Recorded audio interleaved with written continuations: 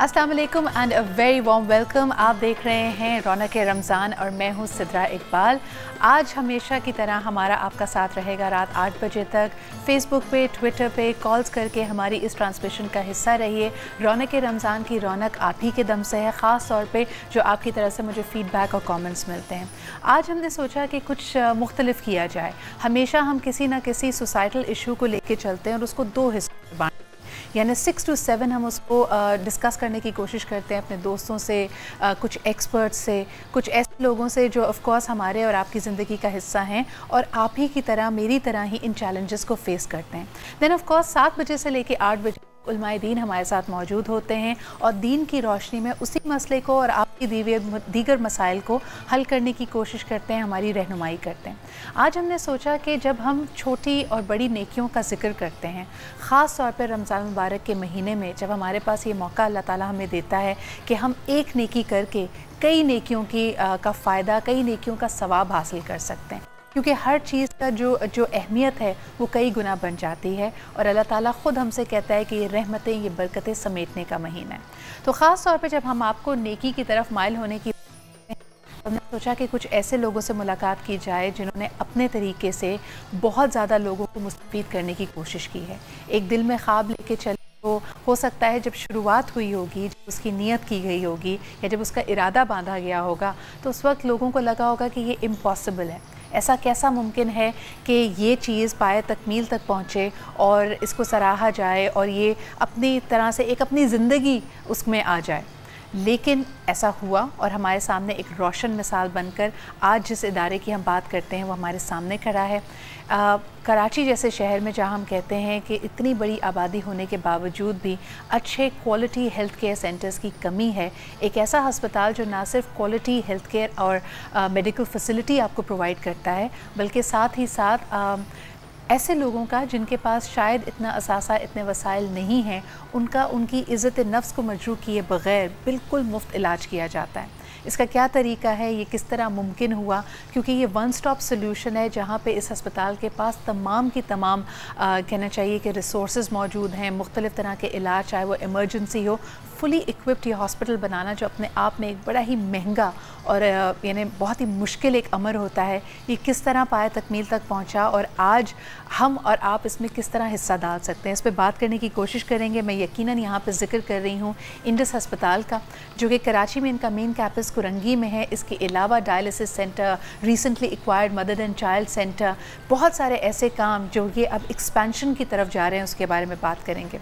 ख़ास तौर पर मैं कुरंगी के अस्पताल के बारे में कह सकती हूँ कि मैंने उसको कई दफ़ा विज़िट किया है। यानी अगर आपको ये बताया जाए कि this is a charitable hospital और यहाँ पे बग़ैर पैसे लिए लोगों का इलाज किया जाता है, तो शायद आप इसका रंग ढंग, जिस तरह की इसकी प्रेमिसेस हैं, उसको देख के आप ये अंदाज़ा नहीं कर सकते। क्योंकि सफाई सुथराई का बेहतरीन इंतज़ाम, बेहतरीन सिस्टम्स, यानी जैसा कि हम किसी महंगे अस्पताल से एक्सपेक्ट करेंगे कि एक जो भी पेशेंट आता है उसकी मुकम्मल हिस्ट्री अपने पास रखना, ये वो तमाम तर चीज़ें हैं that make it a state of the art hospital and a health care facility. और इंशाल्लाह ताला हमारी उम्मीद और दुआ यही है कि इस तरह के और इनिशिएटिव्स पाकिस्तान में हों और आप और मैं भी उसमें हिस्सा डाल सकें। आज इसी हवाले से बात करेंगे। हमारे साथ मौजूद हैं परवेज़ अहमद साहब, एग्जीक्यूटिव डायरेक्टर हैं आप इंडस हॉस्पिटल के। बहुत बहुत शुक्रिया यहाँ तशरीफ़ लाने का। परवेज़ साहब, पहली चीज़ जो जहन में आती है कि जब ये सोचा, ये ख्वाब देखा गया कि इंडस अस्पताल जैसा यहाँ पे हॉस्पिटल होना चाहिए, क्या लागत या क्या एक एस्टिमेट जहन में था?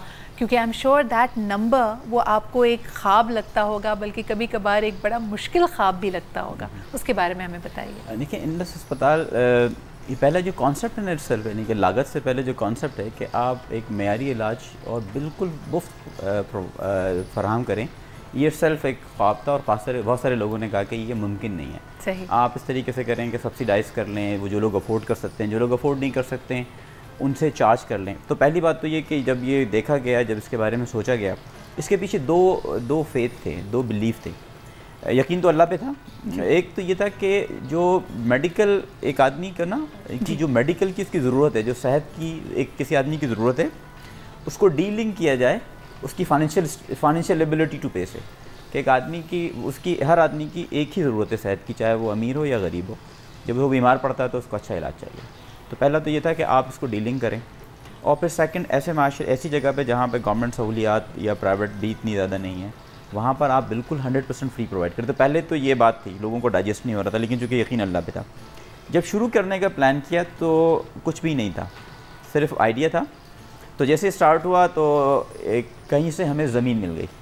तो ये अभी जिस जगह पे ये अस्पताल है, ये किसी और ट्रस्ट के पास ज़मीन थी, वो अस्पताल नहीं बना पा रहे थे, तो ये ज़मीन हमारे नाम पर ट्रांसफ़र हो गई। 20 एकड़ के करीब जगह है। बस देखिए अल्लाह ताला किस तरह दस्ते गैब से मदद करता है। जब आप एक नीयत अच्छी कर लें तो चीज़ें अपने आप आपके सामने आती चली जाती हैं। और उसके बाद ये हुआ कि इनिशियली जो अस्पताल ये बना था 10 करोड़ की लागत थी अस्पताल बनाने में। 6 करोड़ रुपये इसके बनाने पे खर्चा हुआ और 4 करोड़ के करीब इक्विपमेंट था उस पर। लेकिन जिस वक्त स्टार्ट किया था उस वक्त किसी किस्म का कोई कैपिटल नहीं था और किसी किस्म का आइडिया नहीं था कि ये मुमकिन होगा कैसे। जो लोगों ने शुरू में ये कहा था जब स्टार्ट किया था कि ये शायद 1 साल से ज़्यादा आप सस्टेनेबल नहीं करेंगे, फिर आप वही काम करें। बनाना तो एक तरफ, लेकिन इसके जो रनिंग एक्सपेंडिचर होता है कि यानी चले ठीक है अस्पताल का ढांचा खड़ा हो गया, वहाँ पे इक्विपमेंट आ गया, वहाँ पे डॉक्टर्स आ गए, लेकिन रोज़मर्रा की जो एक्सपेंडिचर्स हैं कि लोग आएंगे इलाज कराएंगे तो उनको दवा भी चाहिए, बिजली का भी खर्च है, पानी का भी खर्च है, ये खर्च कैसे निकलेगा? उसके लिए आपने कोई सस्टेनेबल तरीके यानी डिवाइस किए? जी देखिए, सस्टेनेबिलिटी तो हमारे जहन में यही थी कि अल्लाह ताला मदद करेंगे, हमारी बेस्ट सस्टेनेबिलिटी तो ये है। तो शुरू के अंदर लाखों के अंदर हम लाखों के बारे में सोचते थे, फिर वो करोड़ों के अंदर गया। अब अल्हम्दुलिल्लाह आज इस साल इंडस अस्पताल का जो सालाना खर्च है वो 3 अरब रुपए के करीब। सुभान अल्लाह। So it's like 3 billion rupees. 3 billion rupees. और इसलिए आपके दिल से ये दुआ निकलेगी क्योंकि ये कम्प्लीटली रिलाई करता है लोगों की डोनेशंस पे और आपके और मेरे जैसे लोग जो इस कार्य खैर में अपना हिस्सा डालना चाहें।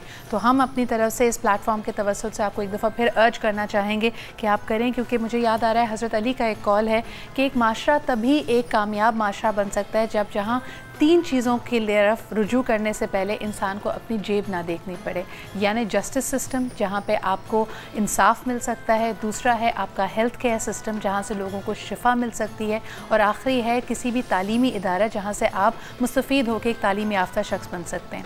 और ये मेरे ख़्याल में हमारे लिए लम्हा फ़िक्रिया भी है कि पाकिस्तान में हमारे माशरे में इन तीनों जगहों पर जाने के लिए और वहाँ से मुस्तफ़ीद होने के लिए हमें अपनी जेब की तरफ देखना पड़ता है। इसके बारे में सोचिएगा, एक छोटा सा ब्रेक लेते हैं and we'll be right back.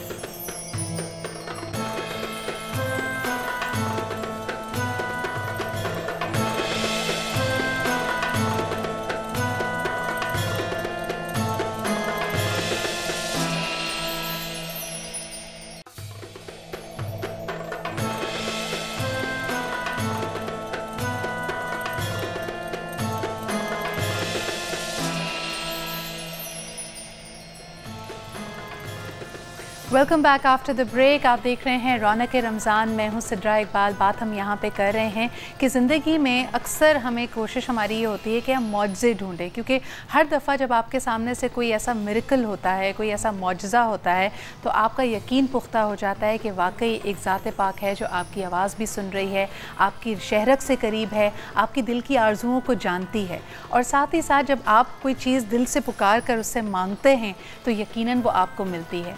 मौजज़े को एक और बड़े अच्छे अंदाज में डिस्क्राइब इस तरह किया गया है कि जब आपकी आरज़ू या आपकी चाहत इतनी शदीद हो कि जो आपके सामने चीज़ें हैं वो बेंड होने पे मजबूर हो जाए, यानी कायनात मुकम्मल तौर पे आपकी आरज़ू के आगे सर झुका दे और किसी ना किसी तरह उसको पॉसिबल बनाए, दैट इज़ कॉल्ड अ मौजज़ा।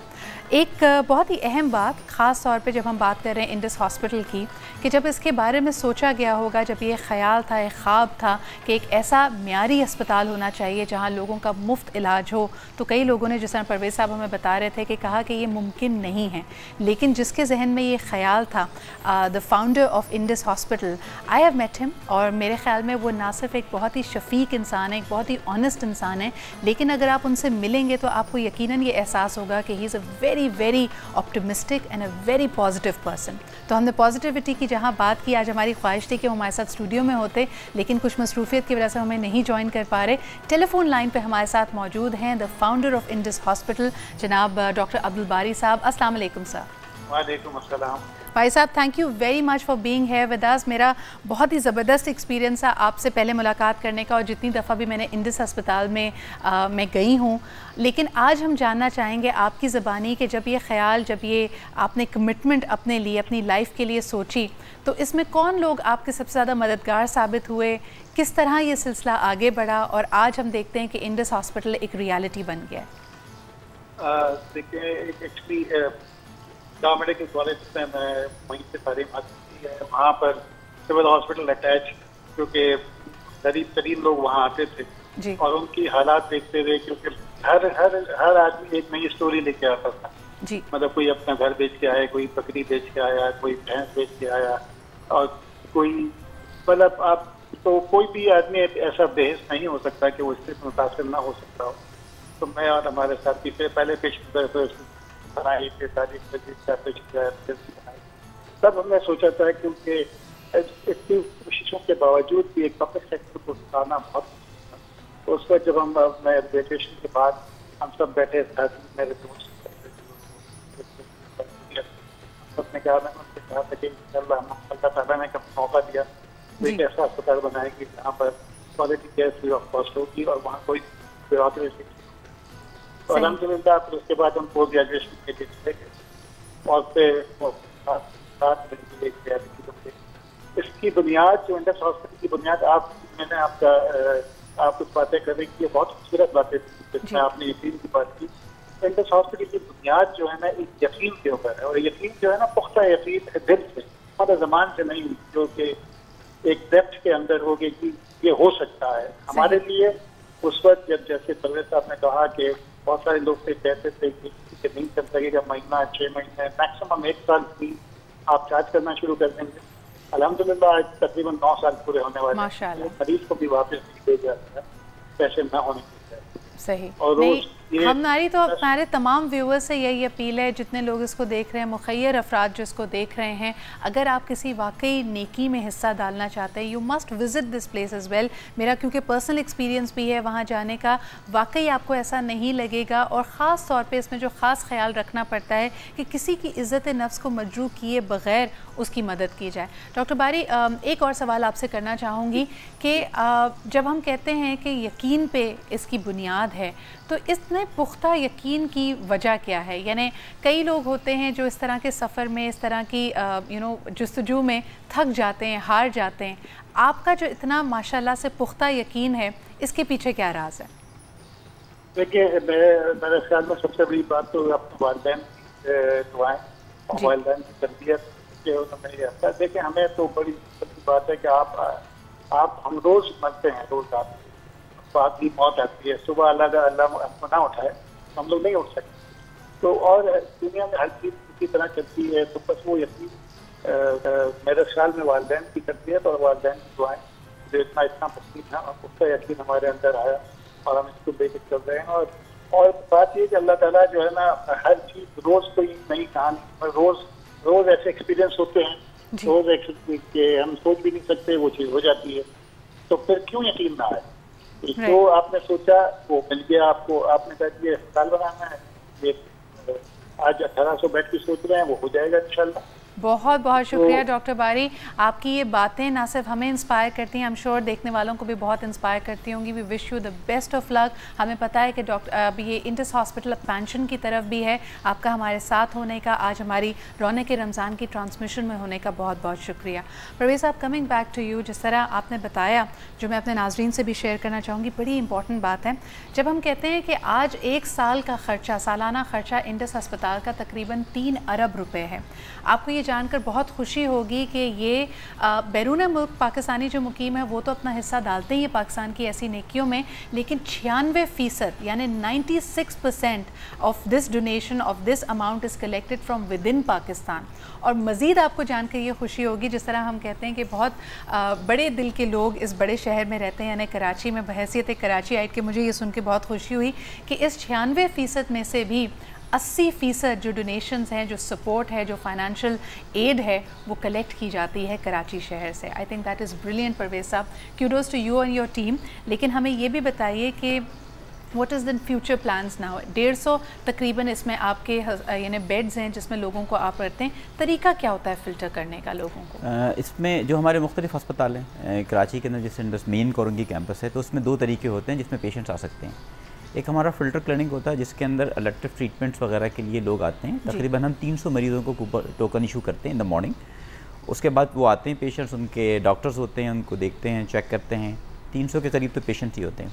तकरीबन 700 से 1000 के करीब पेशेंट्स ये वो होते हैं जो कि इमरजेंसी में आते हैं। जो फ़िल्टर क्लिनिक में आ रहे हैं उसका तो जो क्राइटेरिया है बड़ा सिंपल है, first come first serve basis पे जो पहले आ जाता है। जब हम किसी को फ़िल्टर कर रहे होते हैं सिर्फ हम एक चीज़ देखते हैं, डिफर कर लेते हैं ज़कात एलिजिबल और नॉन एलिजिबल पेशेंट्स पे। मना किसी को नहीं करते, चाहे वो किसी भी सेक्ट का हो, किसी भी फ़िरके का हो, किसी भी ज़बान को, किसी भी मज़हब का, बिला तफरीक करते हैं।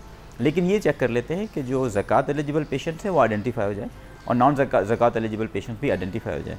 जो ज़कात एलिजिबल पेशेंट्स हैं वो ज़कात से उनके पैसे दिए जाते हैं और जो दूसरे हैं उनको नॉन ज़कात फंड से। And this is primarily for your financial accounting, यानी जो अकाउंट्स का सिलसिला है उधर। जी बिल्कुल। मेरे ख्याल में पेशेंट को तो ये पता भी नहीं चलता। नहीं, पेशेंट को बिल्कुल इससे पता नहीं चलता। और चूँकि ज़कात के बिल्कुल मसरफ़ होते हैं और ये अक्सर व बेशतर लोगों के जहन में ये ख्याल होता है कि ज़कात वहाँ दी जाए जहाँ उसका इस्तेमाल बिल्कुल ठीक हो, मुस्तहकीन तक पहुँची जाए। दूसरा ये होता है जो इमरजेंसी के अंदर पेशेंट आता है वो उसकी कंडीशन पर डिपेंड करता है कि उसकी कितनी सीरियस कंडीशन है, उस कंडीशन के हिसाब से जो है हम करते हैं। लेकिन इन तमाम बातों के बावजूद हमारे जितने भी हमारे निज़ाम है, जो सबसे बड़ा चैलेंज है कि हमारे पास बहुत ज़्यादा इन्फ्लक्स है पेशेंट्स का। कराची की अपनी आबादी जो है वो 2 करोड़ से ज़्यादा है। उसके बाद हमारे पास पूरे सिंध से पेशेंट्स आते हैं, हमारे पूरे पाकिस्तान से पेशेंट्स आते हैं। तो उसकी वजह से जैसे ही अस्पताल शुरू किया था इमीडिएटली हमें ये एहसास हुआ कि इस अस्पताल यह काफ़ी नहीं है, यहाँ पे जितनी भी सहूलियातें हैं काफ़ी नहीं है और हमें ज़्यादा करने की ज़रूरत है। तो उसी वक्त प्लानिंग स्टार्ट कर दी थी। जगह अच्छी खासी थी, हमारे पास 20 एकड़ के करीब जगह है। हमने फ़ौरन प्लानिंग शुरू कर दी थी कि उसको एक्सपेंड किया जाए। अब इस अस्पताल को एक्सपेंशन का काम शुरू हो चुका है, फ़ेज़ 1 स्टार्ट हो चुका है।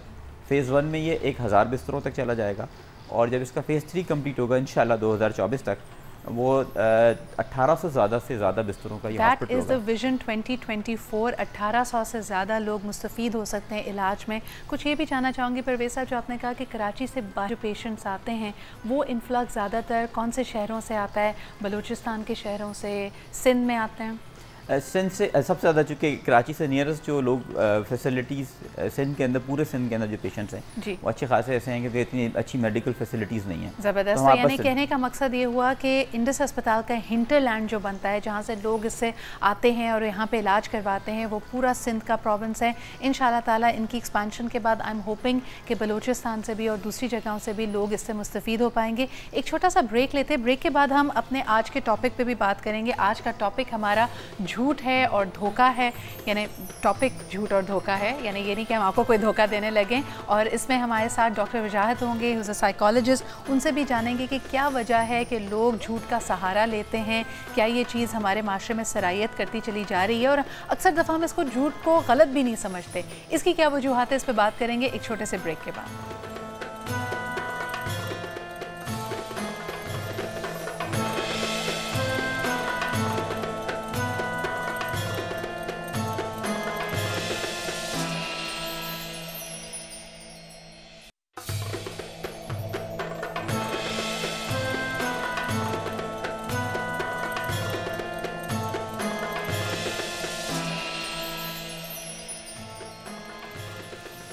Welcome back after the break. आप देख रहे हैं रौनक रमज़ान। हमारा टॉपिक आज का बहुत ही अहम है, झूठ पे मबनी है। वैसे तो हम कहते हैं इर्द गिर्द हमारे झूठ ही झूठ है, सब माया है। चाहे आप कुछ ख़रीदारी करने के लिए दुकान में चले जाइए तो जो कहा जाता है वो आपको मिल नहीं रहा है, या तो वज़न कम होगा या कहा जाएगा 14 दिन में इसका असर देखिए, वो भी आपके लिए कहीं ना कहीं गलत ही होता है। इसके अलावा करियर्स में हम देखते हैं कि अक्सर लोग आपको मिसगाइड कर रहे होते हैं, जो आपकी तारीफ़ भी कर रहे होते हैं। I don't know how much of that you can rely on, लेकिन आपकी कमेंट्स और फीडबैक को हम बड़ा सीरियसली लेते हैं, तो वो हम तक पहुंचाइए। लेकिन ये भी बताइए कि ज़िंदगी में अब झूठ इतना ज़रूरी क्यों हो गया है?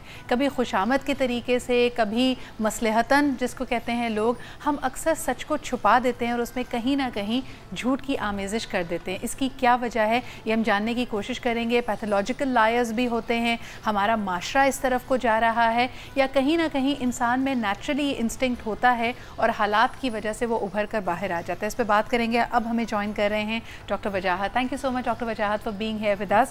क्या कहती है साइकियाट्री, क्या वजह है कि लोग झूठ की तरफ माइल होते हैं?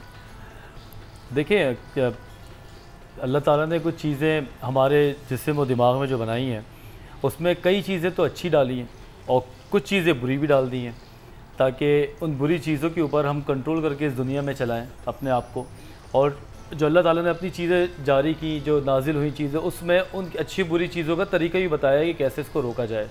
तो बेसिक इंस्टिंक्ट के तौर पर एक और चीज़ हमारे जिस्म में दिमाग में है कि हम डिफेंस मैकेनिज़्म को यूज़ करते हैं और अपने आप को बचाने की कोशिश पे पहले हम पहल करते हैं कि जहाँ हम खतरा महसूस करते हैं। एक सर्वाइवल टैक्टिक है हमारे एक सर्वाइवल टैक्टिक है, जिससे बहुत सारी भी हैं। आज हम पर्टिकुलर झूठ पे बात कर रहे हैं।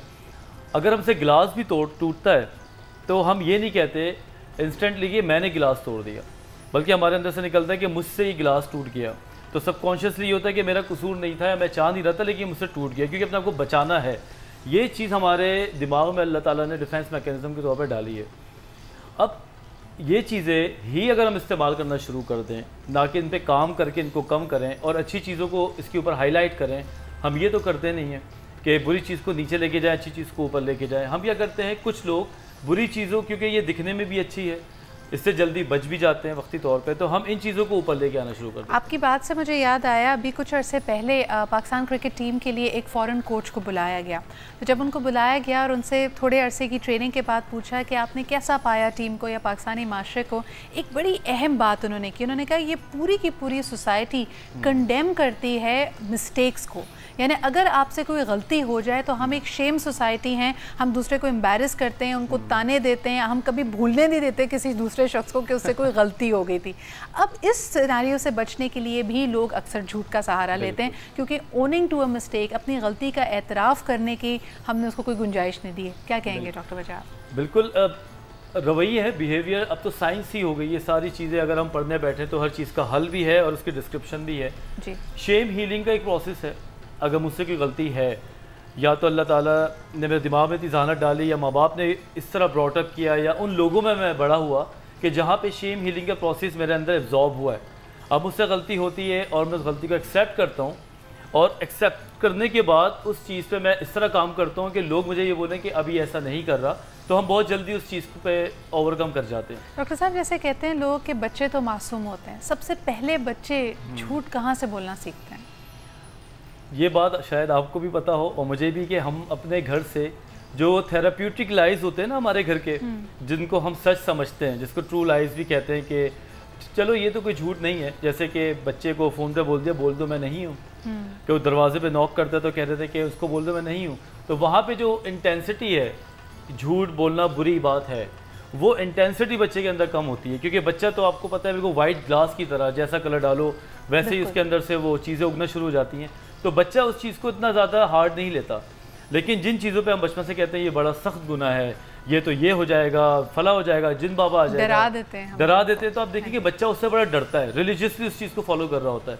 तो माँ बाप को, हमारे घर वालों को चाहिए आपस में भी, और बच्चे से ख़ास तौर पर झूठ ना बुलवाएं, क्योंकि वो उसको फिर एटीट्यूड ऑफ इंटाइटलमेंट समझता है कि इतना तो चलता है, इतना तो चलता है। जैसे हम हर चीज़ में कहते हैं ना, इतना तो चलता है, इतना तो होता है। अगर 10 लोगों के पास जाएं, रिसर्च करें, सब्जी बेचने वाले को, फल बेचने वाले को, डॉक्टर को, इंजीनियर को, होस्ट को, ब्ला ब्ला चले जाएं, आप इनसे पूछे तो वो उनको लगता है कि थोड़ा सा तो जायज़ है। हाँ जी, इतना तो चलेगा, वरना तो हमारा काम नहीं चलेगा। हाँ, यानी बिल्कुल सच्चाई आप शायद उस पर नहीं कर सकते। कल बड़ा इंटरेस्टिंग सवाल आया हमारे उलमाए दीन का जो सेक्शन होता है, उसके अंदर किसी ने कहा कि क्या झूठ बोलने से रोज़ा टूट जाता है? तो बड़ी अच्छी उन्होंने तशरीह की। उन्होंने कहा कि अगर आप कहें कि जैसे पानी पीने से रोज़ा टूटता है, उस तरह रोज़ा टूट जाता है या नहीं झूठ से, तो इसका जवाब नहीं होगा। नहीं, झूठ बोलने से उस तरह रोज़ा नहीं टूटता।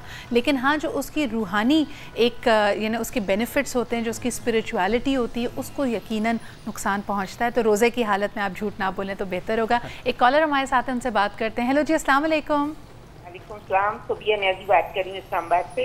जी, क्या कहना चाहेंगी? जी, मैं आपको कि तो ये झूठ तो नहीं होगा कि आपकी तारीफ कर दूँ तो आप कहेंगे ये झूठ ही होता है। लोग गिफ्ट लेने के लिए बहुत से झूठ बोलते हैं कि जी आप बहुत अच्छा प्रोग्राम है, मुझे आपका प्रोग्राम बहुत पसंद है, लेकिन रियली आपका प्रोग्राम पे बहुत होल्ड है, बहुत अच्छे तरीके से आप उसे कर रही हैं और आपको मुबारकबाद दूंगी। दूसरा, मैं शुक्रिया अदा करूंगी। मैं बहुत कोशिश की, 2014 में मैंने यहाँ से एक उम्रे का टिकट जीता, मैं उम्रा करके आई और बहुत सारी दुआएं डॉन न्यूज़ वालों के लिए, आप सब के लिए, और बहुत बहुत शुक्रिया आपके कॉल करने का। हमारी तरफ से रमज़ान की बहुत बहुत मुबारकबाद। आपकी हौसला अफजाई ना सिर्फ मेरा बल्कि मेरी पूरी टीम का हौसला बढ़ाती है और हमारी कोशिश होगी कि इंशाल्लाह ताला इस पूरे महीने ऐसे ही टॉपिक्स, ऐसे ही इश्यूज़ को हम लेके चलें आगे। एक ब्रेक की तरफ हमें बढ़ना पड़ रहा है। झूठ पे हम मज़ीद बात करेंगे, धोखे पे बात करेंगे। ख़ास तौर पे डॉक्टर बजाज से ही पूछेंगे कि एक आध दफ़ा अगर हम धोखे का शिकार हो जाएँ तो जैसे दूध का जला छाछ भी फूंक फूंक कर पीता है, हम हर एक को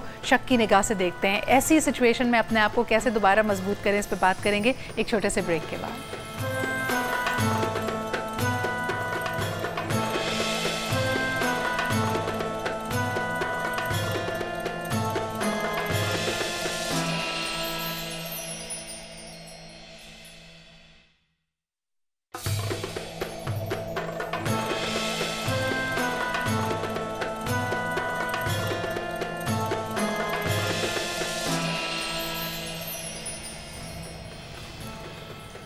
welcome back after the break. आप देख रहे हैं रौनक रमज़ान। आज का हमारा टॉपिक झूठ और झूठ से रिलेटेड धोखेबाजी। तो बड़ी इंटरेस्टिंग हमसे रिसर्च शेयर कर रहे थे doctor Wajahat in the break. उन्होंने कहा क्या आपको पता है कि ख़वातीन मर्द से ज़्यादा झूठ बोलती हैं? तो मैंने कहा ऑफ कोर्स ऐसी सारी रिसर्चेस किसी मर्द हज़रात ने खुद ही की होती हैं, खुद ही इसके नतीजे अखज़ होते हैं, तो वो तो जाना तो हमारे खिलाफ ही है। क्या कहेंगे आप डॉक्टर वजाहत? नहीं, मैं हमेशा औरतों के साथ ऑथेंटिक रिसर्च है ये या नहीं है? ये ऑथेंटिक रिसर्च और बड़ी क्वाइट अमेजिंग सी और फनी भी है। वजह क्या है इसकी? वैसे व्हाट आर द रीजंस? देखिए पहले तो बताऊं कि रिसर्च के मुताबिक 20,000 लोगों से रिसर्च किया कनाडा के अंदर कुछ अर्सा पहले।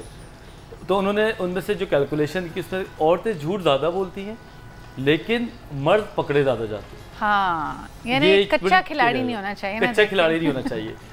और औरतें झूठ बोलती हैं बड़े मासूम से, आपस में सहेलियों में बात करेंगी, 2000 की चीज़ 2500 बता देंगी, कोई छोटी सी चीज़ को थोड़ा एक्सटेंड कर देंगी। वो झूठ होते हैं जो उनको लगता है कि ये हमारे पेन किलर्स हैं, सोसाइटी में थोड़ा सा ऊपर रखने के लिए।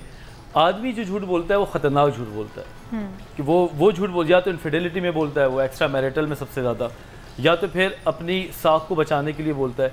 उसके झूठ से रिलेशनशिप या उसे काम पे हर्ष पड़ सकते हैं। अच्छा, आप दोनों डॉक्टर्स हैं, यानी आपका तो ताल्लुक इंडस अस्पताल से है। ये ज़रूर पूछूंगी कि लोग अक्सर अपनी बीमारी के बारे में झूठ क्यों बोलते हैं? यानी ये एक अलमिया हमारे माशरे में है कि एक तो लास्ट स्टेज पे जब बीमारी ख़राब होने लगती है तब डॉक्टर के पास जाते हैं, आपस में भी रिश्तेदारों से, लोगों से लोग अपनी बीमारी छुपाते हैं। इसकी क्या वजह है?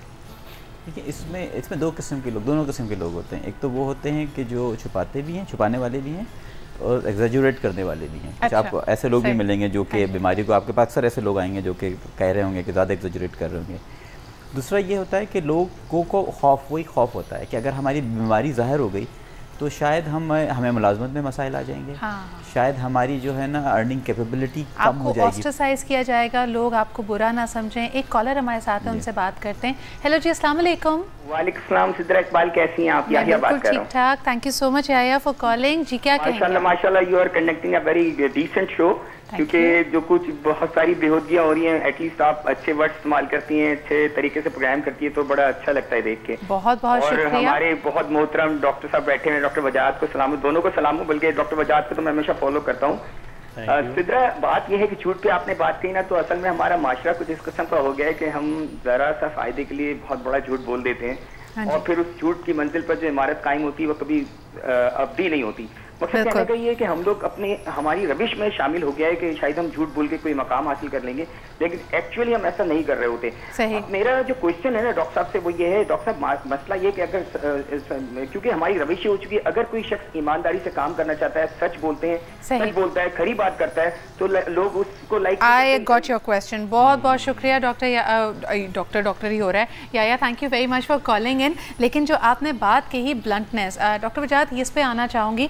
कई लोग कहते हैं कि जी मैं बहुत साफ गो हूँ, इसकी वजह से मुझे नुकसान हो रहा है, लेकिन थोड़ा सा अदब, एहतराम, लिहाज बहुत ज़रूरी होता है। जो लोग लिहाज के बगैर बिल्कुल सच को ऐसे पत्थर की तरह मार देंगे, वो भी तो अच्छी बात नहीं होती। देखिए, साफ गो जो आप बात कर रही हैं, जो मैं समझ रहा हूँ, हाँ, और स्ट्रेट फॉरवर्ड होना या वर्बली एग्रेसिव होना, ये सोशल नॉर्म से ख़िलाफ़ है जो न्यू बिहेवियर्स बने हैं।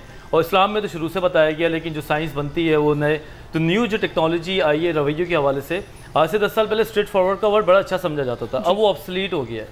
और सच बोलना या सच बोलने का अंदाज़ बड़ा डिपेंड करता है कि आप बात क्या कर रहे हैं। अगर आप बहुत अच्छे लग रहे हैं तो आपकी तारीफ़ मैंने कर दी, अगर कोई अच्छा नहीं लग रहा और मैंने बोल दिया अच्छा तुम बहुत ही बुरे लग रहे हो, ये क्या पहन कर आ गए हो।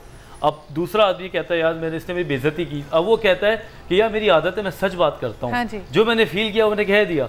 तो उसमें उसकी इज्जत बचाना, आपने किस तरह उसको बोला है, आपने कितने लोगों में उसको बोला है, आपकी क्या वर्डिंग थी, क्या आपका एक्सेंट था, मकसद भी क्या था, यानी कभी आप उसको पुट डाउन करने के लिए बोल रहे हैं या वाकई आप तनकीद इसलिए कर रहे हैं ताकि वो अपने आप को बेहतर बना सके। बिल्कुल, सच बोलने का फन भी होता है। ये जॉब्स में हमें सिखाया जाता है, मरीज बाजू का नहीं खा रहा होता, sorry to cutting you, just 30 seconds more, कि पेशेंट नहीं खा रहा होता, एंड स्टेज पे होता है, कैंसर होता है, हम उसको सच नहीं बता सकते। हम थेराप्यूटिक लाइज वहाँ पे बोलते हैं सिर्फ इसलिए कि एक वो मील खा ले, मुआवजा हो सकता है, लेकिन बायोलॉजिकली वो ख़त्म हो रहा होता है। लेकिन अच्छा, अब ये दो चीज़ें हो गई, एक होते हैं थेरेप्यूटिक लाइज जो आप किसी की बेहतरी के लिए या किसी के फ़ायदे के लिए बोल रहे हैं, लेकिन दूसरी तरफ जो बात की जा रही है वो है कि सच बोलने का अंदाज़। सिर्फ ये बात कि वो सच है इसका ये मतलब नहीं कि दो धारी बड़ी तलवार लेके आप निकल जाएं। परवेज़ साहब, आपसे भी एक क्विकली, बिकॉज वक्त हमारे पास कम है, जब हम बात करते हैं धोखा देने की, झूठ बोलने की, हमने कई दफ़ा देखा है टेलीथॉन्स में जब किसी कार्य खैर के लिए डोनेशंस कलेक्ट हो रहे होते हैं, बड़ी बड़ी अमाउंट्स प्रॉमिस होती हैं, बाद में पता चलता है कि वो फॉलो थ्रू अप नहीं की गई हैं, वो ट्रांसफ़र नहीं हुई हैं। उस वक्त आप कैसा महसूस करते हैं? ऐसा कभी आप लोगों के साथ हुआ? जी बिल्कुल। इस पर सिर्फ मैं एक बात ये अर्ज़ करना चाहूँगा कि जो सच खरापन और साफ गोई ज़्यादातर जो है वो दूसरों की ज़ात तक होती है, अपनी ज़ात पे कोई साफ गो होता है ना खरापन होता है, वो किसी को बुरा नहीं लगे अगर अपनी ज़ात से मुताल्लिक कर रहे हैं। अच्छा, ये नॉर्मली यूनिवर्सल एक्सेप्टेड फैक्ट है, दुनिया में हर जगह होता है, हमारे यहाँ भी होता है कि जो टेलीथॉन्स वगैरह होती हैं वहाँ पर आपका 10 से 15% का मैक्सिमम रेशो होता है कि जो लोग आते हैं ऑनलाइन आते हैं, कमेंट करते हैं और जब उनकी रियलाइजेशन होती है, ये बिल्कुल ऐसा ही होता है कि बहुत सारी दफ़ा आपने देखा हो ना, सिचुएशन होती है, लीडर्स आते हैं, वो बताते हैं कि इसके लिए इतने बेनिफिट्स का ऐलान कर दिया है और इतने पैसों का ऐलान कर दिया गया, उसके बाद वो पैसे नहीं मिलते। तो ये जिस सेक्टर में हमें, तो हमें इसका आइडिया है, तो हमें बहुत ज़्यादा इसका शौक नहीं लगता। वो कहते हैं ना, आप एक्सपेक्टेशन कम रख के चलते हैं तो शौक नहीं होता, लेकिन ये generally this is a trend. जैसे हम बार बार कहते हैं, अक्सर हम अपने पॉलिसी मेकर्स को, हुक्मरानों को बुरा भला कहते हैं, लेकिन कुरान हकीम में भी है, दीन हमें यही कहता है कि जिस तरह की कौम होगी, जैसे लोग होंगे, हाकिम भी वैसे ही होंगे। तो आज की गुफ्तगू से तो मुझे लग रहा है हम झूठ भी बोलते हैं, हम खरापन को दूसरे की तजलील के लिए इस्तेमाल भी करते हैं, हम जो वादा करते हैं उसको पूरा नहीं करते, धोखा भी देने की हम कोशिश करते हैं, तो फिर हम किसी और से गिला नहीं कर सकते कि जो हमारे हालात चल रहे हैं। Doctor Wajad, again, if somebody has a habit झूठ बोलने की और वो छोड़ना चाहता है इस आदत को, इस बुरी आदत को, क्या आप मशवरा देंगे? देखिए, ऐसी कॉन्शियस थेरेपी होती है, लाइक अमूमन तो इन चीज़ों को पकड़ते ही नहीं है, वो कहते हैं कि हम तो ठीक ही हैं, 2-4 झूठ पे बात कर कहते हैं इतना तो चलता है। हाँ, मिनिमाइजेशन बहुत है। तो या तो किसी मौलाना के पास या किसी काउंसलर के पास जाके जो आपका सबकॉन्शियस प्रोग्रामिंग हो गई है उसको तोड़ना पड़ता है। आपको कॉन्शियसली, जिस तरह हम गाली ना पकने की प्रैक्टिस करते हैं, बाज़ औक़ात कराते हैं लोगों से, इसी तरह हम उनको बताते हैं कि आज सिर्फ आप ये ना करें कि झूठ रोकें, सिर्फ आज हमें ये आके बताएं कि कल से आज तक आपने कितने झूठ बोले हैं। किसी ने एक बड़ा अच्छा मशवरा दिया था कि अगर एक जार या एक गुल्लक आप रख लें और हर दफ़ा आपसे कोई वो चीज़ जिसको आप छोड़ना चाहते हैं, जो हैबिट है, तो आप पैसे डालते जाएं, जो वो पैसे से पार्टिंग का जो दर्द होता है ना, वो आपको इस तरफ मजबूर और माइल कर देगा कि उसके बाद आप ना करें। लेकिन रमज़ान में ये बड़ी अच्छी प्रैक्टिस हो सकती है, छोटा या बड़ा झूठ, आप एक गुल्लक में पैसे डालें और वो पैसे आप किसी ज़रूरतमंद को दें, आपकी एक नेकी भी हो जाएगी और शायद इसकी तवस्सुत से आपकी बुरी आदत छूट जाए। ये बिल्कुल एक गेम्स की कंडीशन है, ऐसा डेमो तो करानी चाहिए।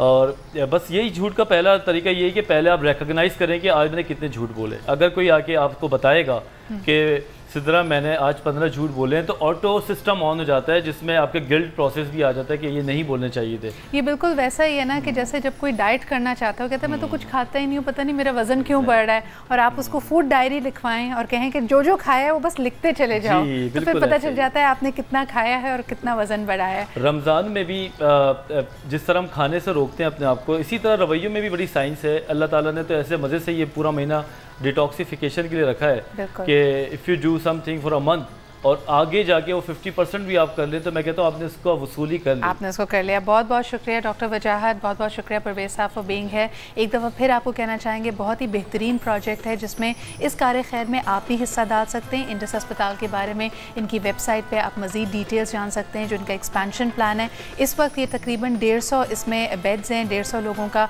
एक वक्त में इलाज यहाँ पर मुफ्त किया जाता है। एक्सपेंशन फ़ेज़ में है।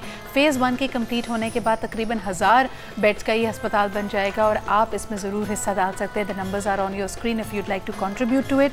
टॉपिक हमारा जी झूठ के हवाले से कंटिन्यू करेगा। ब्रेक के बाद जब वापस आएंगे तो आपका फेवरेट सेगमेंट जिसमें उलमाए दीन हमारे साथ मौजूद होंगे, उनसे भी रहनुमाई हासिल करेंगे कि दीन झूठ के हवाले से क्या कहता है and how can we move forward in life with a truthful and honest way. एक छोटा सा break and we'll be right back.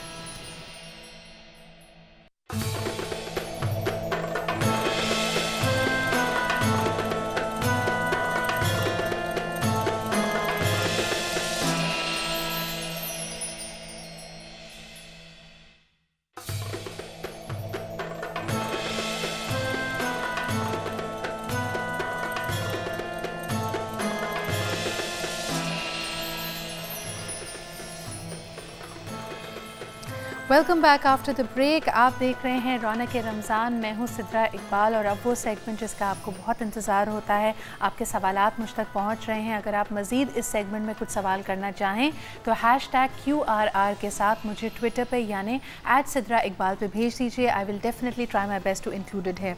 बात क्योंकि हम झूठ की कर रहे थे तो एक अंग्रेज़ी में कहा जाता है कि you can fool some people some of the time, some people all the time, but not all the people all the time. यानी आप हर एक को हर वक्त बेवकूफ़ नहीं बना सकते। और इससे पहले वाले सेगमेंट में हमने इसको साइकियाट्री की रूह से ये समझने की कोशिश की थी कि इंसान आखिर को झूठ क्यों बोलता है। और इसमें जो बड़ी बड़ी सिचुएशंस हमें नज़र आती हैं कि एक सर्वाइवल टैक्टिक है, अपने आप को बचाने के लिए, अपने आप को डिफेंड करने के लिए ये चीज़ निकल कर सामने आती है। इस सेगमेंट की शुरुआत करते हैं, कुछ हम दीन की रोशनी पर भी जाने की कोशिश करेंगे। हमारे साथ ऑफ कोर्स मौजूद हैं अल्लामा हुसैन मसूदी साहब। अस्सलाम वालेकुम, thank you for being here. सबसे पहला सवाल जो अल्लामा साहब हमारे पास आया है ज़कात से रिलेटेड है और लोगों ने ये पूछा है कि जब हम ज़कात किसी मुस्तहिक को देते हैं और ख़ास तौर पे अगर वो कोई डिज़र्विंग हमारा अपना रिश्तेदार है तो क्या ये बात उन पे अया करना ज़रूरी है कि ये ज़कात है? क्या अगर ये बताए बग़ैर ज़कात के पैसों से उनकी इमदाद की जाए तो क्या ये झूठ के ज़मरे में आएगा? बिस्मिल्लाहिर्रहमानिर्रहीम। नहीं, सवाल बिल्कुल वाज़ेह है और बल्कि यहाँ पे इज़्ज़त नफ्स को लिहाज किया जाएगा और उसको बताना ज़रूरी नहीं है। चाहे आप सदका दे रहे हैं या फ़ितरे की ज़कात दे रहे हैं या साल की ज़कात दे रहे हैं या कोई और चीज़ आप ऐसी उसको गिफ्ट कर रहे हैं जिसको सदका ही कहा जाता है, तो उसमें कोई बताने की ज़रूरत नहीं है। हत्ता कि जो मुस्तहिक है उसके लिए कफ़ारा भी दिया जाता है, तो उसको वो भी बताने की ज़रूरत नहीं है। लेकिन बस ये यकीन होना चाहिए कि जो वाजिब ज़कात होती है वो किसी हराम काम में वो इस्तेमाल ना करे। अगर वो हराम काम में इस्तेमाल नहीं कर रहा, आपको यकीन है कि वो अपने जायज़ मऊने के लिए जो उसकी ज़रूरत है ज़िंदगी है उसमें, तो ठीक। बिल्कुल सही। बहुत बहुत शुक्रिया अल्लामा साहब फॉर दैट, ये वजाहत करने के लिए। अब हमें एक ब्रेक की तरफ बढ़ना पड़ा है क्योंकि थोड़ी ही देर में लाहौर में अज़ान मगरिब का वक्त हुआ चाहता है। उसके बाद वापस आएंगे and we will continue this discussion.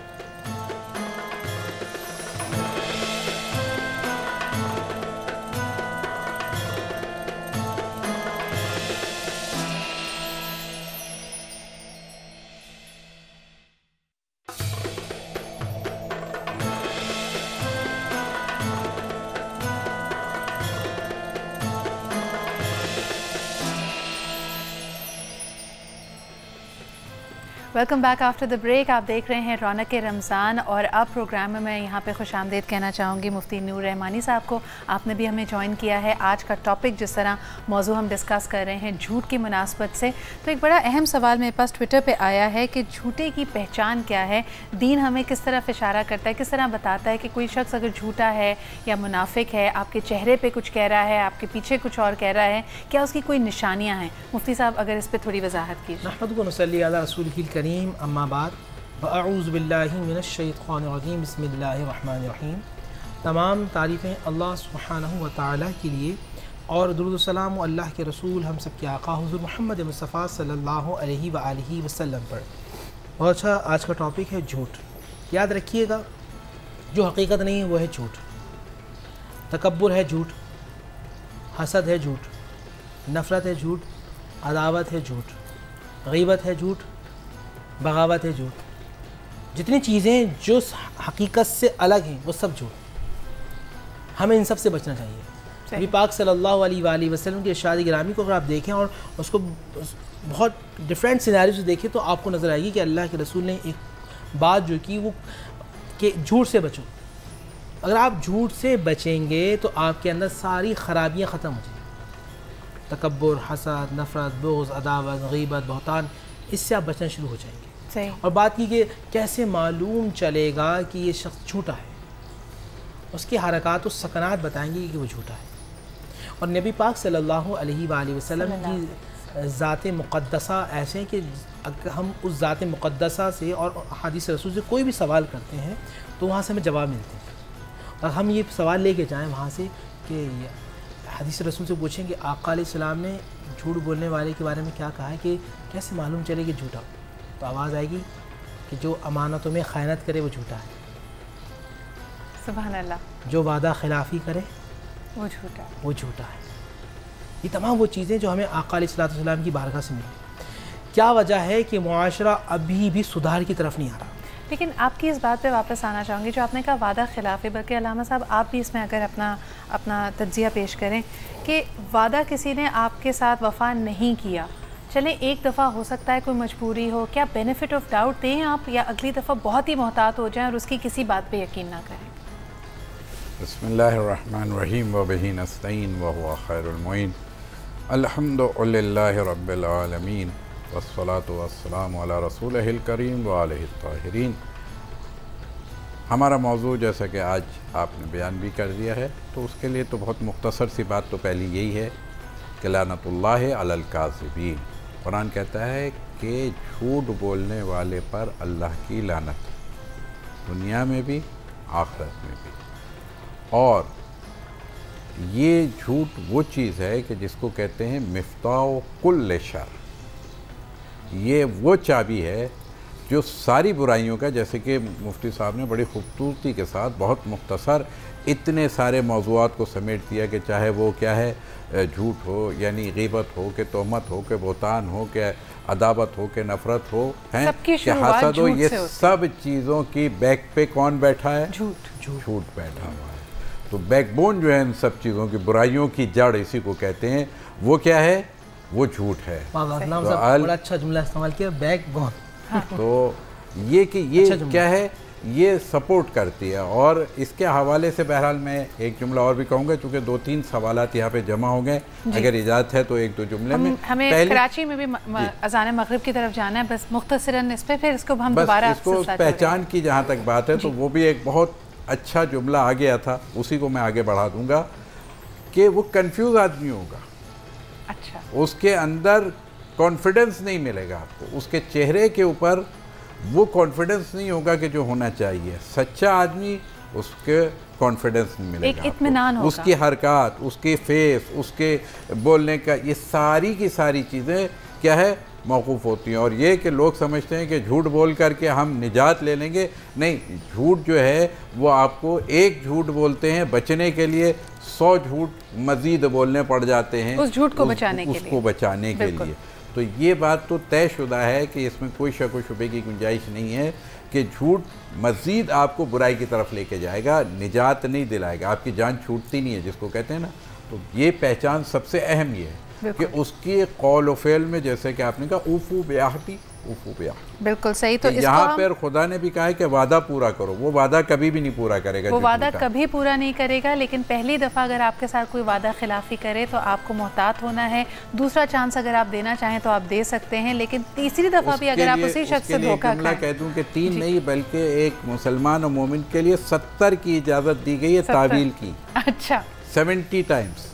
यानी अगर आपको क्या है, शक जब तक आ रहा है कि शायद कोई वजह होगी, जब तक, लेकिन 70 के बाद फिर मुहर लग जाती है। ये एक बहुत ही अहम बात आपने बताई, इस पे मज़ीद हम डिस्कस करेंगे। एक छोटा सा ब्रेक लेते हैं क्योंकि कराची में भी अज़ान मग़रिब का वक्त हुआ चाहता है। इंशाअल्लाह ताला इसके बाद दोबारा इस ट्रांसमिशन को, इस डिस्कशन को आगे बढ़ाएंगे। हमारे साथ रहिए।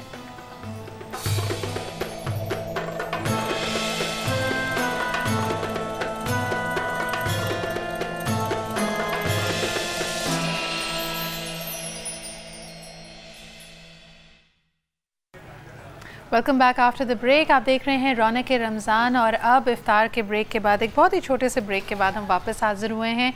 अगर आपके भी कोई सवालात हैं दीन की रोशनी में, उसका हल चाहते हैं, कुछ उस पर तफसील चाहते हैं, तो हमें ज़रूर कॉल कीजिए या फिर आप मुझे ट्विटर पे @सिद्रा इकबाल अपने सवालात भेज सकते हैं। आज जो हम बात कर रहे हैं वो झूठ के हवाले से है, धोखा देने के हवाले से। धोखा देने की इंसान को ज़रूरत क्यों पड़ती है? क्या हम समझते हैं कि झूठ बोलने से या धोखा देकर हम वक्ती तौर पर अपना फ़ायदा कर सकते हैं? अगर ऐसी सूरत हाल है तो इसमें यकीनन एक ईमान की कमज़ोरी भी हमें नज़र आती है, क्योंकि हम अल्लाह ताला पे तवक्कल नहीं कर रहे। हम कोशिश कर रहे हैं कि इंसान से या अपने हालात से कोई फ़ायदा उठा सकें, और उसके लिए हम खुद तगदौ कर रहे हैं, कुछ इस तरह की कोशिशें कर रहे हैं जो शायद नाजायज़ भी हैं। इसके हवाले से दीन हमारी रहनुमाई कैसे करता है, इस पर बात करेंगे। मुफ्ती साहब, क्या समझते हैं आप? कई दफ़ा लोग कहते हैं कि जी जब तक हम अपने बॉस की या काम पे लोगों की खुशामद नहीं करेंगे, कुछ सच झूठ मिलाकर उनकी तारीफ़ें नहीं करेंगे, तो शायद हमारा फ़ायदा नहीं हो सकता, और ये ज़रूरी आजकल सब चलता है। इस पर दीन हमारी कैसे रहनुमाई करता है? बिस्मिल्लाहिर्रहमानिर्रहीम। बहुत अच्छे सवालात करती हैं बहन। जो इस वक्त सोसाइटी की ज़रूरत है वो सवालात होते हैं आपके कि सब चलता है। यहाँ तो सब मामला ऐसा हो रहा है। देखिए, एक बात याद रखिएगा, हमें अपने परवरदिगार को राज़ी रखना है। बेशक। जब परवरदिगार राज़ी होगा तो दुनिया राज़ी होगी, और परवरदिगार नाखुश होगा तो दुनिया नाखुश होगी। ये नुक्ता नज़र एक मुसलमान के जहन में होना चाहिए। तारीफ़ करना चाहिए, तारीफ़ से इनकार किसी को नहीं कि भाई आप अच्छे दिखते हैं और आप तो बहुत प्यारे अंदाज से जलील भी करते हैं आप इस तरह। लेकिन ये कि तारीफ़ होनी चाहिए, मगर किसी भी शख्स के बारे में एक्स्ट्रा ऑर्डनरी बात नहीं करनी चाहिए कि जी आप झूठ बहुत ज़्यादा इस्तेमाल करेंगे, ये नुकसानदेह, आपकी नूरानियत सल्ब हो जाएगी। नूरानियत सल्ब होगी तो क्या होगा? आसान अल्फाज में, ताकि बच्चे और लड़के और नौजवान बहनें मेरी देख रही हूँ तो वो समझ सकें। नूरानी सल्ब होने का मकसद ये होता है कि आपकी बॉडी के अंदर एक सिम है, और सिम की पावर ये है कि वो आप ये कहना सिग्नल्स को प्रोवाइड करती है कि जहाँ जहाँ कोई भी वाईफाई सिस्टम हो तो वो उसको फ़ौरन पिक कर लेता है, उसको खींच लेती है। जब बंदा झूठ बोलता है तो यहाँ दिल के अंदर सिम होती है ना, वो उसमें जंग आना शुरू हो जाता है, ये कह लेंगे वायरस आना शुरू हो जाता है।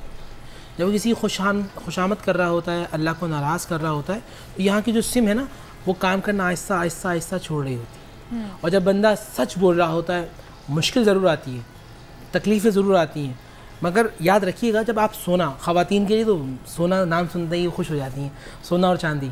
जब सोना और चांदी को पॉलिश करनी हो तो उसको भट्टी में डाला जाता है, और जब भट्टी में डाल के वो वापस आता है तो वो उसमें चमक आती है। भट्टी में इसलिए डाला जाता है कि उसमें से जो गंदगी लगी हुई है या वो ख़राब हो चुका है, उसकी चमक मान पड़ चुकी ना, जब वो भट्टी में जाता है तो वो सब चीज़ें खिल कर सामने आ जाती हैं। इसी तरह इंसान की मुश्किलात हैं। अल्लाह सुब्हानहू व तआला बंदे को जब मुश्किलात से गुजारता है ना, तो उसकी रूहानियत एक्टिवेट हो जाती है, अंदर का जो एक नूर है वो बहुत ज़्यादा हो जाता है, और फिर उसको इबादतों में मज़ा आता है। सब ये नमाज, रोज़ा जो हम जिस महीने से गुजर रहे हैं, क्या वजह है कि अभी ये आपने बड़ी खूबसूरत बात की, इसको मैं थोड़ा सा आगे लेके जाना चाहूँगी कि हम जब सच बोलते हैं तो तसव्वुर में हमारे यही है कि मुश्किलें आएंगी, लोगों को शायद हमारी साफ गोई पसंद ना आए। लेकिन अल्लामा साहब, इस पर अगर थोड़ी सी वजाहत कीजिएगा कि सच बोलना ज़रूरी है, लेकिन सच का कड़वा होना ज़रूरी है। हक़ व मुर्र, हक़ कड़वा होता है और सच से ज़्यादा हक़ कुछ नहीं। तो ये बात तो अपनी जगह सही है, लेकिन दवा वो क्या है, कड़वी होती है तभी शिफा देती है। अगर आप मीठी दवा खाएंगे तो शिफा नहीं मिलेगी। नहीं, कहने का मकसद ये है कि उसको कोटेट करते हैं। कभी-कभार अल्फाज का इंतखाब तो नरम हो सकता है। जी वही कोटेट कर देना उसको। आप कड़वे पर शुगर कोटिंग करके शुगर कोटेट करते हैं उसको, ताकि उसमें ज़्यादा शुगर मत करिएगा। नहीं, शुगर तो कर सकते हैं ना, शुगर नहीं। जी, तो कहने का मकसद ये है कि इंसान को इखलाक, तवाज़ो, इनकिसारी के साथ सच बोलना है। वो आरा लेके और तलवार और भाला लेके सच नहीं बोलना है, ये थोड़ा फ़र्क है। और हम लोग आजकल सच कम बोलते हैं, अपनी बड़ाई को ज़्यादा दिखा रहे होते हैं, दूसरे को डिग्रेड करने के लिए। माज़रत के साथ, ये तो बहुत ख़तरनाक सच है। इस सच को, और फिर जहाँ ये बात आ गई ना, तो फिर ये भी मैं कहूँगा साथ में कि हर जगह सच नहीं बोलना है, कहीं झूठ बोलना ही सच बोलना है। अच्छा जी, अब वो कौन से मवारिद हैं, बहुत सारे मवारिद हैं, उनमें मैंने कहा ना कि यही कहीं आप ऐसी जगह है कि जिसमें दीन का बचाना है। अच्छा, ये मैं आपसे तफसील में ये जवाब लूँगी। जी, जी, जी। जी लामा साहब, एक कॉलर हमारे साथ है, उनसे बात कर लेते हैं। हेलो जी, अस्सलाम वालेकुम। हेलो, अस्सलाम वालेकुम। हेलो, हेलो जी, आपकी आवाज़ हमें आ रही है। टेलीविज़न सेट का वॉल्यूम बंद कर लीजिए और अपना तारुफ करा के अपना सवाल बताइए। हेलो, हेलो जी, मैं अख्तर खान बात कर रहा हूँ। जी, क्या कहना चाह रहे हैं? जी, मैं ये कहना चाह रहा हूँ कि झूठ बोलने से क्या दिल भी काला हो जाता है? अच्छा, ये बड़ा आपका इंटरेस्टिंग सवाल है। बहुत बहुत शुक्रिया इसका ऑनर जवाब देते हैं उसके बारे में। पहले मुकम्मल कर लें बात को जो मैं कह रहा था कि बात यह है कि दिल काला होना, तो बहरहाल वो काला तो जाहिर सी बात है कि जो झूठ बोल रहा है वो काला ही दिल रखता है, लेकिन दिल कोई ऐसी चीज़ नहीं है कि जिसको हम कहें, लेकिन वो वाला दिल जहाँ एक स्पॉट आ जाता है, जैसे सफ़ेद कपड़े के ऊपर आप एक धब्बा डालें तो जाहिर सी बात है जैसे जैसे धब्बे बढ़ते जाएंगे तो वो स्याह हो जाएगा, अगर उसको धोएंगे भी तो वो असर नहीं रहेगा। लिहाजा ये बात, और ये शैतान का तरीक़ेकार है कि वो कहता है कि उसने सिखाया है लोगों को वो रास्ता कि तुम बुराई करो, गुनाह करो, ऐसे वाक़यात मिलते हैं। वो शैतान की तरफ से बरगलाया जाता है कि तुम पहले बुराई करो और फिर तौबा करोगे ना तो उसमें बड़ा खुशू और खुजू आ जाएगी, बड़ी इंसान का वो हो जाता है कि वो फिर खौफ कि हाँ, तो ये शैतानी अमल है। यकीनन मासूमियत, पाकीज़गी ये ज़्यादा बेहतर है। आप अपने सफ़ेद दिल को हमेशा सफ़ेद रखें, एक स्पॉट भी बच्चे से भी अपने घर के या किसी बड़े से या किसी और से झूठ ना बोला जाए। लेकिन झूठ की जो मैं किस्मों को कह रहा था कि उसको क्लियर कर दें तो आके फिर आपका सवाल ले लूँगा कि झूठ की बहुत सारी किस्में हैं, दीन बचाने के लिए, जान बचाने के लिए, और उनके नाम बचाने के लिए बीवी से झूठ बोल सकते हैं, बीवी से झूठ बोल सकते हैं, कम ऐसा नहीं है, पूरा और फिर उसके बाद माशरे को बचाने के लिए, दो मुसलमानों में लड़ाई हो सकती है, उससे बचाने के लिए अगर आपको सच बोलना पड़े, वहाँ मेहरबानी करके सच ना बोलें, थोड़ा सा नीचे आ जाएं। और ये मेरे छठे इमाम जाफ़र सादिक़ अलैहिस्सलाम का कौल भी है कि मोमिन की जान बचाने के लिए झूठ ही सच है।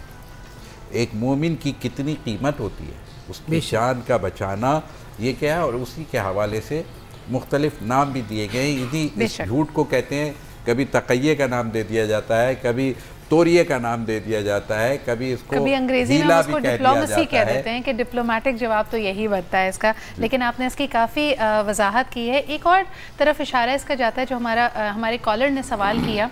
मुफ्ती साहब, एक खुशनुमाई को भी हम एक तरह से अगर कोई चीज़ खूबसूरत है, आंखों को भली लगती है, तो हम उसको फ़ौरन पाकीज़गी से एसोसिएट करते हैं। लेकिन इसमें कहीं ना कहीं क्या हम अल्लाह ताला ने ही तमाम कायनात को खल्क़ किया है, तो जो चीज़ें इतनी ज़्यादा आंखों को ना भाती हों, क्या हमने ऑटोमेटिकली उसको बुराई के या नापाकीज़ा होने के ज़मरे में डाल दिया? बहुत अच्छा सवाल है आपका। और जो भाई का मैं सवाल समझा था ना, मैं उसको दूसरे अंदाज से समझाना चाहूँगा। एक ऐसी पूरी ज़िंदगी जो है ना रास्ता है, और ये जो रोड है कि थोड़ा सा कच्चा पक्का है, कभी कच्चा है, कभी पक्का है, कभी कच्चा है। कच्चा जो है वो मुश्किलात आ गई, कभी बहुत बड़े पत्थर आ गए, आपको गुजरना है, और कभी पक्का है, कभी स्मूथ चल रही लाइफ, बहुत खुशहाली है। ये ज़िंदगी इस तरह की है। और जो सच्चाई होती है ना, सच्चाई, मोहब्बत, प्यार, सब्र, खुलूस, रहमदिली, ये लाइट्स होती हैं। ये लाइट्स क्या करती हैं? रास्ते को कम नहीं करती, बल्कि रास्ते को आसान कर देती हैं। झूठ, तकब्बुर, हसद, नफरत, बुग़्ज़, अदावत, ये ऐसा है कि जहाँ जब आप ज़िंदगी में झूठ, बुग़्ज़, अदावत कर रहे होते हैं तो वहाँ की लाइट ऑफ होना शुरू हो जाती है। आपकी गाड़ी चल रही है और आप अंधेरे में से गुजर रहे हैं। जब अंधेरे से गुजरेंगे तो आपको चलने में तकलीफ़ आई, सही, आप हर चीज़ में कन्फ्यूज़न का शिकार रहेंगे, आप तकलीफ़ में रहेंगे, परेशानी में रहेंगे, इत्मीनान क़ल्ब नहीं होगा। और आपने जिस तरह सवाल किया बहन, वो गुमान के बारे में, गुमान है ये जो लफ्ज़ आप कहना चाह रही हैं। अब मैं कुरान से पूछता हूँ, कुरान ज़िंदा किताब, या अय्युहल्लज़ीना आमनू इज्तनिबू कसीरम मिनज़-ज़न्न, ए ईमान वालो बहुत ज़्यादा गुमान जो सूए ज़न है उससे इज्तनाब बरतो। ये नहीं कहा गया कि हम किसी के लिए सर्टिफिकेट दे दें कि भाई आप अच्छे हैं आप साइड में हो जाएं, आप बुरे हैं आप साइड में हो जाएं, बल्कि कुरान ने ये कहा कि इज्तनिबू कसीरम मिनज़, इज्तनाब बरतो। कहने का मामला तो बहुत दूर की बात है किसी को बुरा तुम कहो ये बहुत दूर की बात है, वहीं रोक दिया कि नहीं तुम्हें सोचना भी नहीं। बिल्कुल। और बुरे ख्यालात के बारे में इस्लाम ने कहा वहीं रुक जाओ। जब सोचोगे ख्यालात आएंगे, तसव्वुर होगा और फिर तुम वो अमल करके दिखाओगे। और जैसे अंग्रेज़ी में कहते हैं कि ये ख्यालात, ये थॉट्स, ये गुमान, ये एक एनर्जी होती है और जितना आप उसके ऊपर ज़्यादा फोकस करेंगे उसके सच में या हकीकत में बदलने के चांसेस ज़्यादा होते हैं। लेकिन ये बहुत अहम बात है कि हम किसी का रंग अगर गोरा देखते हैं या उसके फीचर्स हमें बहुत खूबसूरत लगते हैं तो हमारा गुमान होता है कि ये बहुत भोली सूरत है, बहुत प्यारे। कई दफ़ा धोखा खाने की वजह भी यही होती है। इस पर बात करेंगे, एक छोटा सा ब्रेक लेते हैं and will be right back.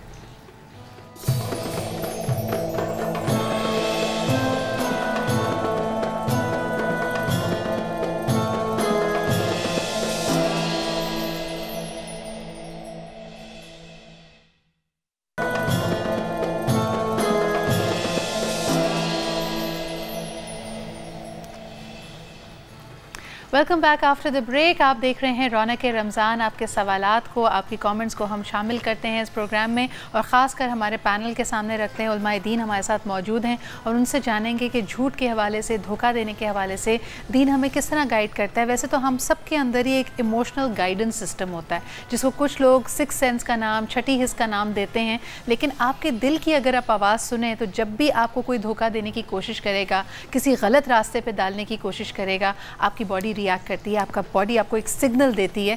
लेकिन कभी कभार हम उसको खामोश करा देते हैं। ये एक बहुत अहम बात है। लेकिन साथ ही साथ यहाँ पे बात करेंगे जो शॉर्टकट्स हम ज़िंदगी में तलाश करते हैं। कोई शख्स आपको कहे कि जी आज 5 लाख रुपए इस काम में इन्वेस्ट कीजिए, कल आपको 50 लाख का फ़ायदा होगा। ये तो हमारी अकल नहीं मानती, लेकिन फिर भी हम ऐसी गलतियाँ कर बैठते हैं। इसके हवाले से क्या कहना चाहेंगे मुफ्ती साहब? कुछ गाइड कीजिए, अलामा साहब इस बारे में बताइए कुछ। जैसे जो एक बात तो याद रखिएगा, कुरान मजीद फ़ुरक़ान हमीद में कहा उदखुलू फ़िस्सिल्मी काफ़ा, इस्लाम में पूरे के पूरे दाखिल हो जाओ। वला तत्तबिउ खुतुवातिश शैतान, और शैतान की पैरवी ना करो। एक आयत में कहा इन्नमा यअमुरुकुम बिस्सूइ वल फ़हशा, वो तुम्हें बुराई की तरफ लेके जाएगा। व्हाट डज़ मीन शैतान? सबसे पहले तो ये बात हमारे जहनों में होना चाहिए, शैतान क्या चीज़ है। शैतान अल-मुफ़रद के अंदर इमाम राग़िब अस्फ़हानी रहमतुल्लाह अलैह ने अल-मुफ़रिदात के अंदर ये लिखा है कि वो चीज़ जो तुम्हें ज़र दे, जो तुम्हें तकलीफ़ दे, ज़रर दे, तकलीफ़ दे, तुम्हें परेशानी में मुब्तला करे, वो शैतान है। बल्कि मेरे उस्ताद मोहतरम मुफ्ती अबू फ़हीम अनवारुल्लाह साहब सल्लल्लाहु बारी वो फरमाया करते थे कि शैतान बहुत बड़ा सिनेरियो है, बहुत जहतें हैं शैतान की। जो चीज़ तुम्हें तकलीफ़ देगी वो शैतान है। वो कभी इंसानों की सूरत में हो सकता है, वो कभी जिन्नात की सूरत में। वो कहते थे जम्स ये भी शैतान है जो तुम्हें तकलीफ़ दे रहे हैं। तुम्हें पैरवी नहीं करना, तुम्हें इंसानों को तकलीफ़ देने वाला नहीं बनना इन शैतानों की तरह। तो हमें ज़रा समझना चाहिए, अल्लाह सुब्हानहू व तआला हमें अक़ल दिया है, शऊर दिया है। तो जो मज़ाहिर हमारे सामने नज़र आते हैं, हमें समझना चाहिए कि हर चीज़ सोना नहीं है। हम हर चमकती हुई चीज़ को सोना नहीं है और हर काली चीज़ का हुआ नहीं है। तो ये हमें अल्लाह सुब्हानहू व तआला ने अक़ल दी है, शऊर दिया है। और कुरान ने बार बार कहा अफ़ला याक़िलून, अफ़ला ताक़िलून, अफ़ला यशऊरून, अफ़ला यतफ़क्करून, अफ़ला यतदब्बरून। क्या तुम शऊर नहीं रखते? क्या तुम अक़ल नहीं रखते? क्या तुम फ़िक्र नहीं रखते? क्या तुम तदब्बुर नहीं रखते? और बार बार गौर व फ़िक्र करने की तरफ रुजू करने की भी कोशिश करनी चाहिए। बार बार हम सिर्फ पढ़ें नहीं बल्कि चीज़ों को लेके जाएं। हमारे साथ कर तो रहे होते हैं दौलत कमाने में। एक कॉलर हमारे साथ है, लेकिन उनसे बात करने से पहले अगर इसी बात पर अल्लामा साहब आप थोड़ी गुफ्तगू करें। नहीं, बहुत वजाहत से बयान हो गया। सिर्फ बात ये कहेंगे कि देखिए, जो शख्स भी किसी को धोखा देता है वो दर हकीकत किसी दूसरे को धोखा नहीं देता है। सबसे पहले वो अपने आप को धोखा देता है, इसलिए कि वो अपनी शख्सियत को ख़ुद ही डिमोलिश कर रहा होता है। वो अपना जो एक खुदी है ना इंसान के अंदर, जितनी आप नेगेटिव तरफ जाते जाएंगे वो खुद ही नीचे आती जाएगी। और जितना आप अपने आप को सच्चाई या हक़ानियत, ये सारी चीज़ों की तरफ आप लेके आएंगे, सिद्क़ की तरफ लाएंगे, सफाई की तरफ लाएंगे, ईमानदारी की तरफ लाएंगे, अच्छी सोच की तरफ लाएंगे, रहमदिली की तरफ लाएंगे, सिले रहमी की तरफ लाएंगे, तो फिर ये क्या होगा, आपकी शख्सियत बिल्ट होती जाएगी, आपकी शख्सियत बनती जाएगी। और इसी चीज़ का नाम है शख्सियत। और किस चीज़ का नाम है? अगर आपने कोई चीज़ स्टैंड ही नहीं कर सकते, आप किसी सही बात पर खड़े ही नहीं हो सकते, तो फिर क्या है? आपकी शख्सियत थोड़ी है, ये तो बनावट है, दिखावा है, धोखा है। और आजकल तो माशाल्लाह से फिर धोखे के लिए इतने रास्ते खुल चुके हैं कि अब धोखा देना कोई मसला ही नहीं रह गया कि वो है कौन यही नहीं पता लग सकता। बिल्कुल, एक कॉलर हमारे साथ है, उनसे बात करते हैं। हेलो जी, अस्सलाम वालेकुम। वालेकुम सलाम जी, कौन सा आप बात कर रहे हैं और क्या कहना चाहेंगे? हाजी अनवर जमाली बखर जमाली से बात कर रहा हूँ, नवाब शाह बखर जमाली से। जी, आपका सवाल क्या होगा? हमारा क्वेश्चन है दो। एक तो हम शुगर के मरीज हैं, रोजा रख नहीं सकते, भूख खाता है। दूसरा क्वेश्चन ये है कि हम गाड़ियों का कारोबार करते हैं, गाड़ी ड्राइवर चलाता है, अगर झूठ नहीं बोलता है तो सामने पुलिस वाले छोड़ते नहीं है। बड़ा प्रैक्टिकल मसला है आपका। जी जी जी। हेलो हेलो जी, आपकी आवाज आ रही है, फरमाइए। आवाज आ रही है। जी गाड़ी जाता है, कोई भी रोक लेता है, झूठ नहीं बोलते तो छोड़ता नहीं है। सही। आपका ये जो बड़ा प्रैक्टिकल मसला है, जो प्रैक्टिकल डिफ़िकल्टी आप फेस कर रहे हैं, इसके बारे में वजाहत लेते हैं। लामा साहब, पहले आप तशरीफ़ फरमाइए, क्या कहेंगे? देखिए, झूठ तो बहरहाल जायज़ नहीं है जी, लेकिन झूठ से आगे मैंने पहले ही कह दिया था कि बहुत सारी इसकी ब्रांचेज़ है। तो जहाँ तक दफ़े ज़रर, वो दफ़े ज़रर भी जो है वो गुंजाइश निकालता है। अगर आप अगर आप खुदा नख्वास्ता कहीं ऐसे ग्रोह में फंस गए, ऐसी जगह पे फंस गए कि अब आप मुश्किलात में आ जाएंगे, तो लेकिन एक मरतबा आप गलत है, वो और चीज़ है कि आप गलत है और उसके लिए निजात का रास्ता ढूंढ रहे हैं, आप झूठ बोल रहे हैं, ये गलत है। देखिए, वो क्योंकि इन्होंने वैसे बहुत ज़्यादा वजाहत नहीं की। आम तौर पे अगर पुलिस वाले गाड़ी को रोकते हैं तो पूछा जाएगा क्या आपकी गाड़ी ओवरलोडेड है, आपने हो सकता है खैरात देने में कोई हरज नहीं है। तो अगर कोई बेचारा गरीब है तो वो रोकेगा ही, वो आपको नहीं, आप ये देखिए ना, पहले गाड़ी को रोका गया, पूछा कि क्या उसके पेपर्स पूरे हैं, हो सकता है आपने पेपर्स पूरे ना, क्या आपके पास ड्राइविंग लाइसेंस है, आपके पास ड्राइविंग लाइसेंस है, अगर लाइट का मसला है, उसको ओवरलोड किया हुआ, ये तो वो तमाम चीज़ें कि पहले आप अपने ज़वाबित पूरे कीजिए। आप खुद अपने आप को तो सही करें, तब आप इसके दूसरे मरहले में जाएंगे। लेकिन बात यह है कि इससे आगे की बात यह है कि अगर हम देखिए शराफत को माशरे में राइज करेंगे ना, तो ये कल्चर आहिस्ते आहिस्ते डेवलप कर जाएगा। आज यूरोप में झूठ नहीं मिलेगा।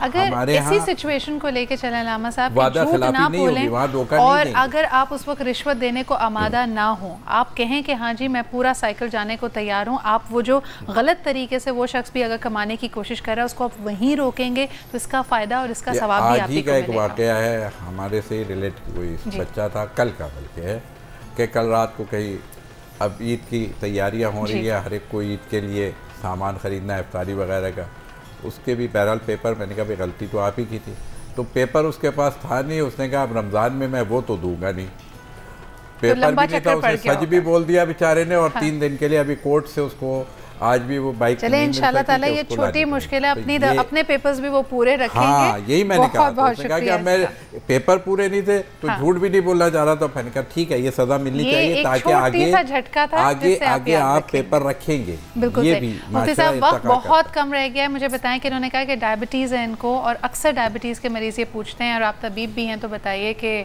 What should be done? क्या रख सकते हैं, नहीं रख सकते? कुछ पेशेंट्स ऐसे होते हैं कि वो शुगर उनकी कंट्रोल रहती है जी। अगर वो रोज़ा ना रखना चाहे तो गुनाहगार होंगे, वो रोज़ा रखेंगे। कुछ ही जो इब्तदाई पेशेंट्स होते हैं जिनकी शुगर होती है, उनकी कंट्रोल होती है, हाँ, वो रोज़ा रखेंगे। मगर कुछ शुगर पेशेंट्स ऐसे होते हैं कि अगर वो रोज़ा रखते हैं तो उनकी जान पर आ जाती है, ठीक है ना, इतनी ज़्यादा उनका हला खुश्क हो जाता है कि वो मौत के करीब हो जाते हैं। तो ऐसे पेशेंट्स के लिए वो दायमी मरीज़ हैं और समझ सकते हैं कभी ठीक नहीं हो सकते। बिल्कुल सही, फिर वो रोज़ाना फिदिया देंगे। बहुत बहुत शुक्रिया मुफ्ती साहब। सिर्फ मैं कह के बंद कर दूंगा कि ये एक धोखा न देना और एक सच्चाई, ये जिसके पास हो अमानत और सदाकत, सब कुछ उसको दे दो, दुनिया में भी कामयाब होगे, आखिरत में भी कामयाब होगे। यही मेरे रसूल का पहला टाइटल है। बहुत बहुत शुक्रिया सादिक और अमीन, बहुत बहुत शुक्रिया लामा साहब, बहुत बहुत शुक्रिया मुफ्ती साहब। सच बोलना बहुत ज़रूरी है, लेकिन जितनी दफ़ा सच बोलने की तलकीन की गई है, साथ ही साथ ये भी कहा गया है कि किसी की दिल आज़ारी ना करें। तो सच बोलते वक्त मौका, महल और साथ साथ अल्फाज का इंतखाब बहुत मायने रखता है, इस पर भी गौर कीजिए। इसी नोट पर आज का प्रोग्राम अपने इख्तिताम को पहुँचता है। कल आपसे फिर मुलाकात करेंगे शाम 6 बजे, तब तक अपना ख्याल रखिए। खुदा हाफ़िज़।